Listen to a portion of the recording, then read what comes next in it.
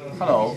Our group's final project is Google Server cache synchronization, and we realize everything on two computers. Basically, they are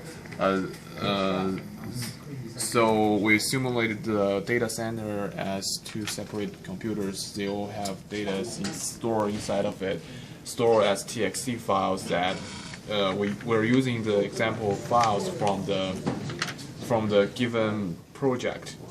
And so so here's a GUI. If you can see from here, these are two identical GUIs. They look similar, and they operate the similar way. So we're gonna just demonstrate everything that the request is from this computer, and it will request to synchronize everything with this computer. So first of all, I would like to introduce everything on the GUI side. So here, as you can see, this is a read. Read is basically reading everything from the TXT file, and this is a send. It's basically send, trying to reach the data center with the IP that given inside of this block. And after this guy send the data, and the other program will retrieve everything, everything that is different, and give it back. And in the end, there's a check button. It's basically checking the data amount that we've sent and writing into a report inside of the folder. So we're gonna start with the IP. So first we need to check the IP of this computer. It's basically here. As you can see, the IP is 192.168.1 and 101. So we enter the IP from here.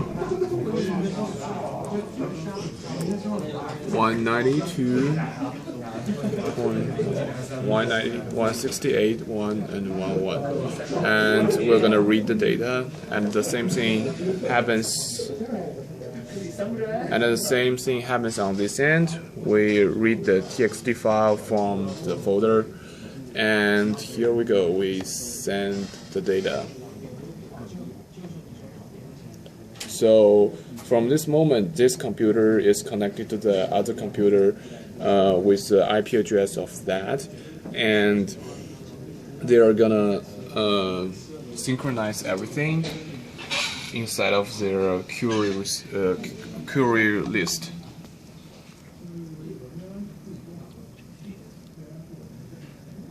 And it's gonna taking for a while.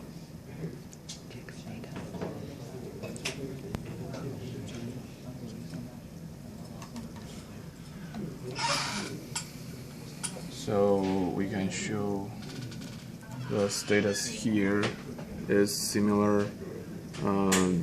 The connection has been made through this IPs.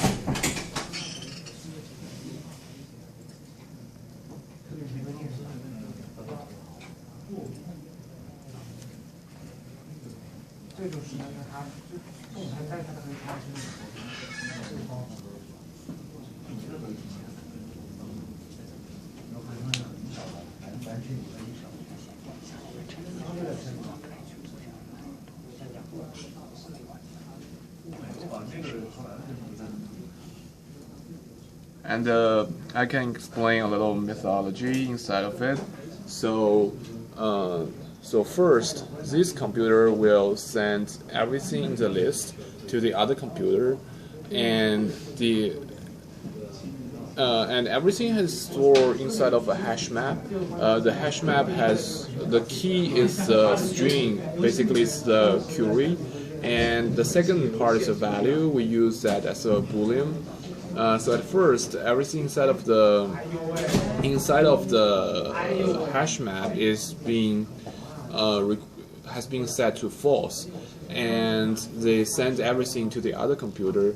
The other computer will compare everything inside of the hash map, and after comparing, it sends back the difference between the two hash maps determined by the Boolean value in the end.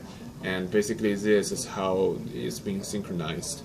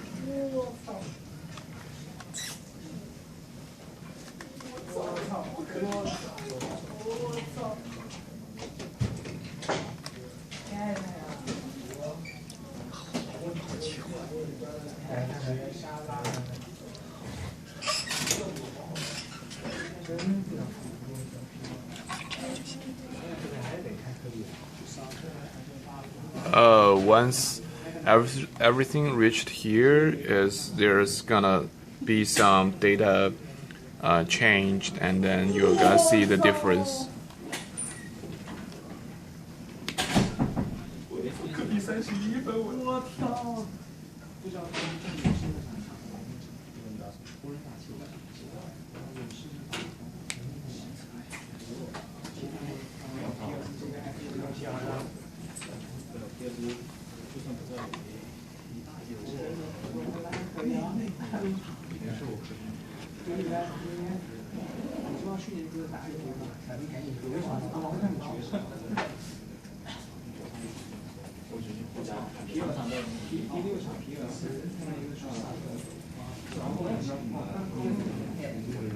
So it takes for a while. It seems like we put everything into a very long string, and the string will be sent through a single socket, and every curious is being split with /t, and on the receiving end, it split every string into substring with a /t and store inside of the hash map.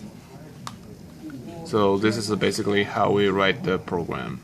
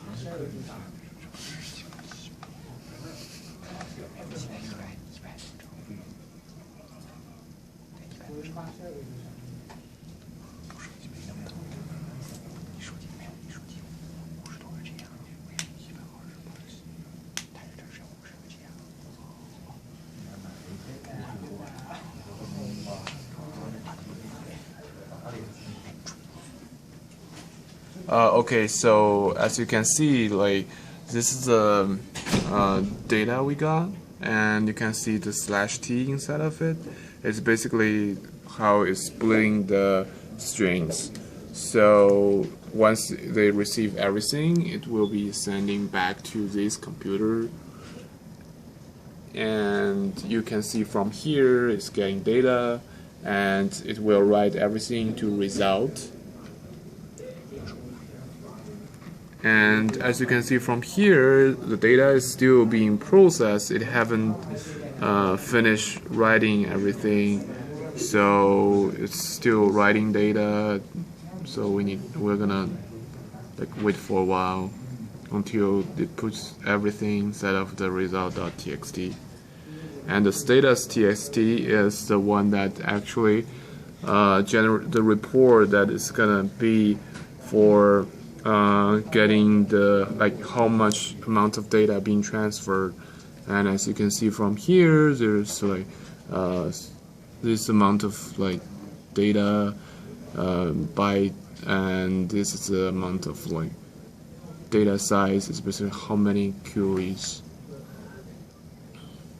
So we're gonna wait for a while. So after finish everything, we're gonna click the button again. The check status button is basically will regenerate the status.txt and then write the information inside of it. So the status checking is basically just doing something like checking how large the hash map size is and then writing to the report.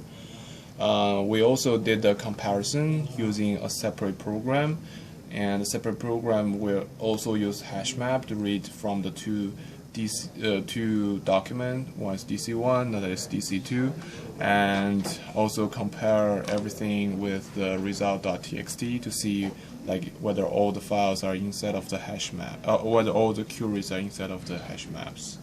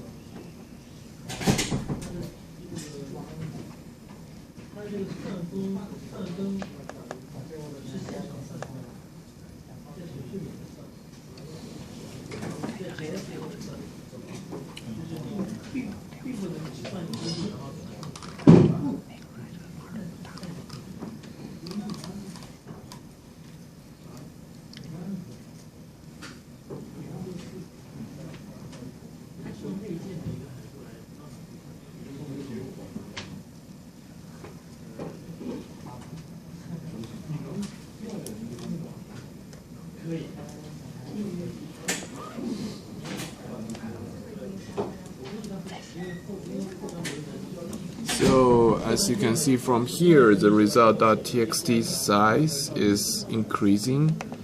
We're gonna refresh it, and you can see it's still not this the eventual size. So we're gonna wait for a while.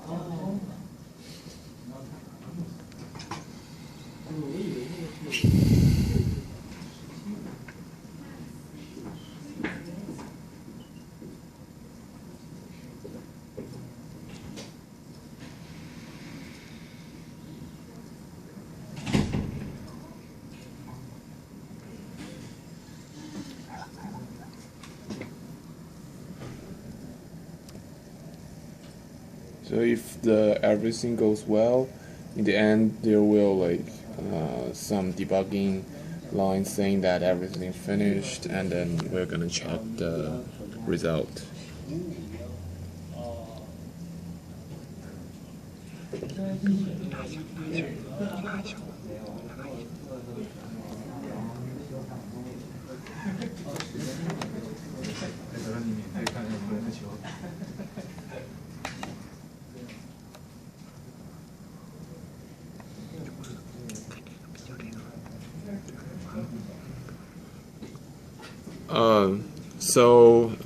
Eventually, this thing have finished writing everything into the result.txt, and we're gonna check the size of this file with the size of the file from the other computer.